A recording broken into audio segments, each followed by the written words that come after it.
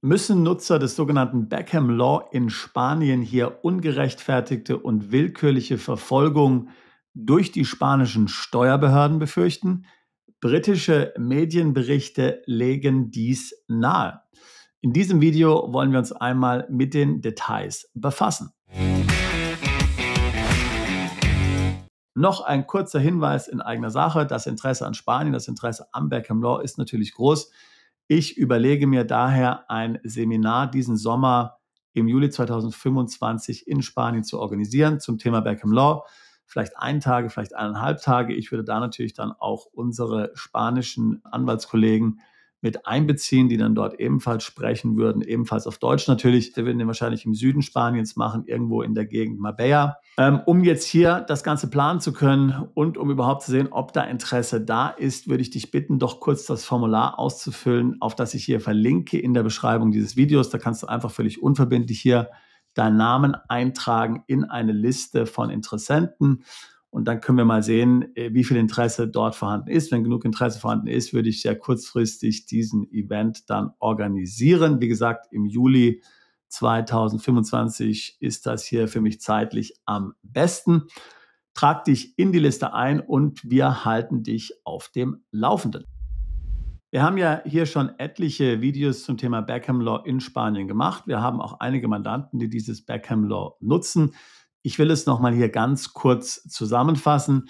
Das Beckham Law, benannt natürlich nach dem Fußballspieler David Beckham, obwohl mittlerweile Sportler das System gar nicht mehr nutzen können, erlaubt dir in Spanien für 5 bis 6 Jahre unter steuerlich sehr vorteilhaften Bedingungen zu leben.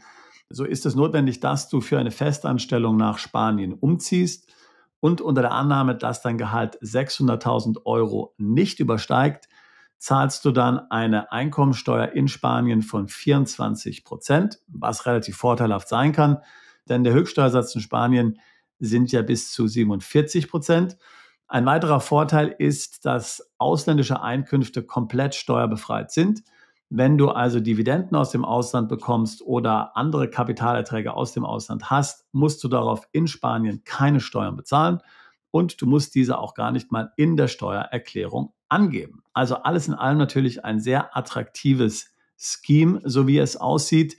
Wer kann sich schon nicht vorstellen, in Spanien zu leben? Auf Mallorca klingt natürlich hervorragend. Man kann das Ganze, wie gesagt, 5 bis 6 Jahre nutzen. Das Beckham Law ist auch nichts Neues. Das gibt es eben schon ziemlich lange, eben seit der Zeit, in der David Beckham in Spanien spielte, also fast 20 Jahre her. Das wurde mehrmals überarbeitet, mehrmals auch verbessert, erleichtert und man hatte das Gefühl bisher, dass den spanischen Behörden es also darauf ankommt, hier wohlhabende Ausländer anzuziehen. Aber ist das wirklich so? In den britischen Medien erschienen vor kurzem Artikel, wie zum Beispiel hier der folgende im Daily Telegraph. Also ich übersetze ganz kurz, wie Spanien hier zur Steuerfalle für britische Expats wurde. Wohlhabende Ausländer werden hier durch willkürliche Prüfungen durch die spanischen Steuerbehörden ausgenommen. Diese Prüfungen sind nicht konsistent mit dem europäischen Recht. Heißt der Artikel, ich packe einen Link dazu in die Beschreibung dieses Videos. Und dann beschreibt der Artikel dann in allem Detail, wie hier Briten dann willkürliche Steuerprüfungen, zum Teil auch Pfändungen von Vermögen im In- und Ausland hier zu befürchten haben durch die spanischen Steuerbehörden, wie im Grunde genommen Nutzer dieses Beckham Law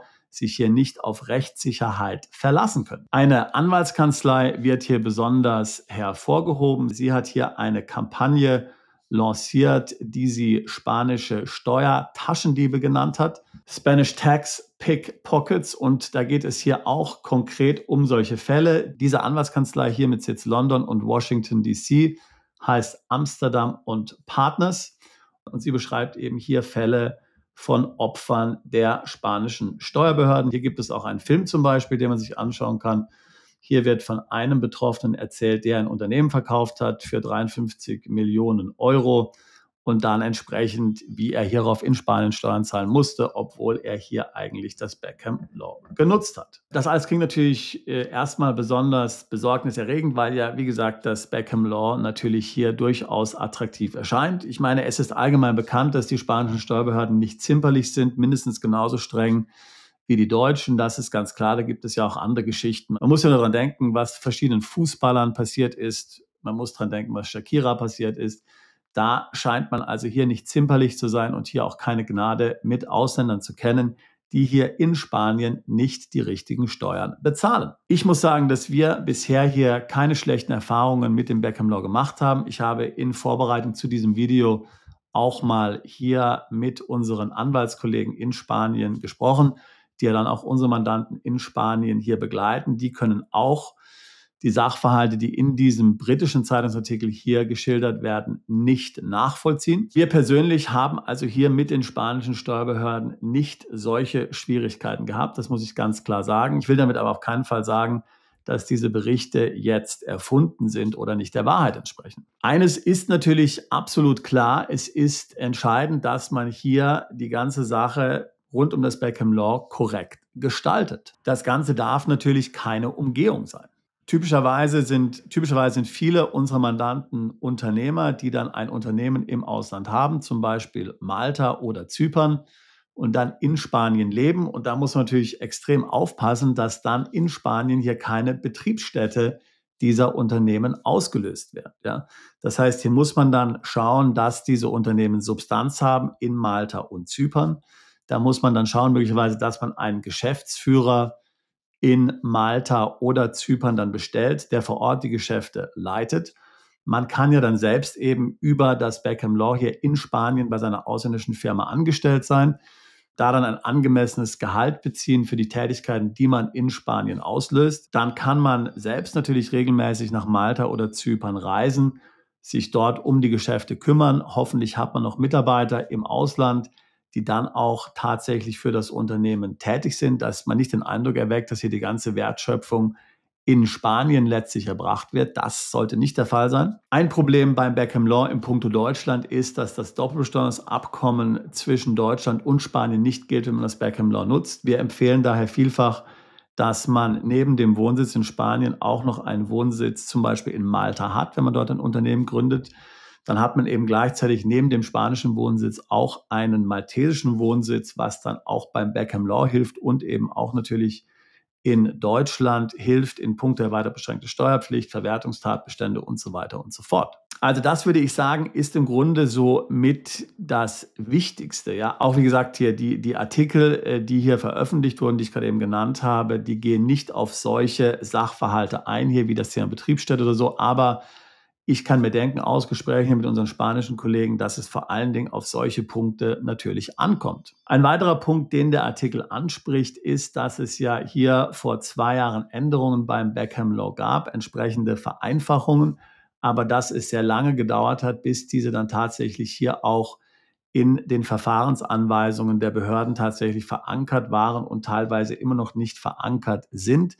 Das heißt, wenn ich möglicherweise dann das Beckham Law hier unter den neuen Gegebenheiten nutze, zum Beispiel hier vielleicht mit meiner eigenen Firma in Spanien, was eben laut dieser neuen Gesetzgebung möglich sein sollte, dass ich da dann ein Problem bekomme, was mir dann seitens der spanischen Steuerbehörden hier negativ ausgelegt wird, woraus sie mir dann einen Strick drehen. Also, wie gesagt, aus unserer Sicht hier bisher keine negativen Erfahrungen gemacht, aber dennoch, man muss diese Berichte ernst nehmen. Es ist wichtig, dass man ein rechtssicheres Setup hat in Spanien.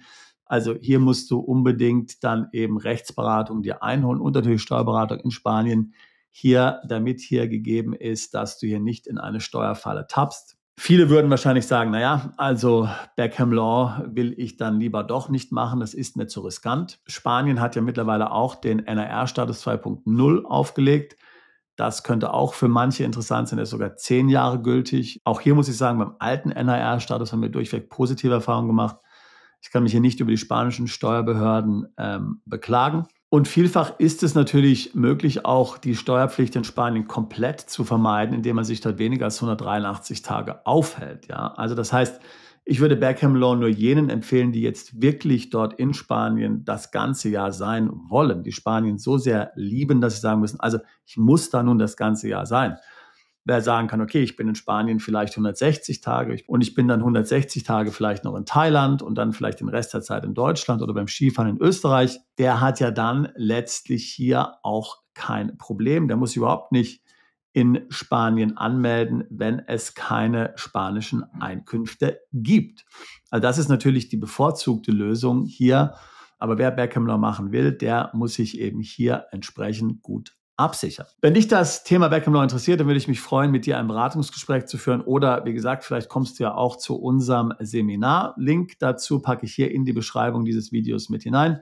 Wir tun seit fast 20 Jahren nichts anderes als Mandanten genau bei solchen Fragen zu beraten. Wegzug ins Ausland, Steueroptimierung im Ausland, Vermögensschutz und Vermögensaufbau im Ausland.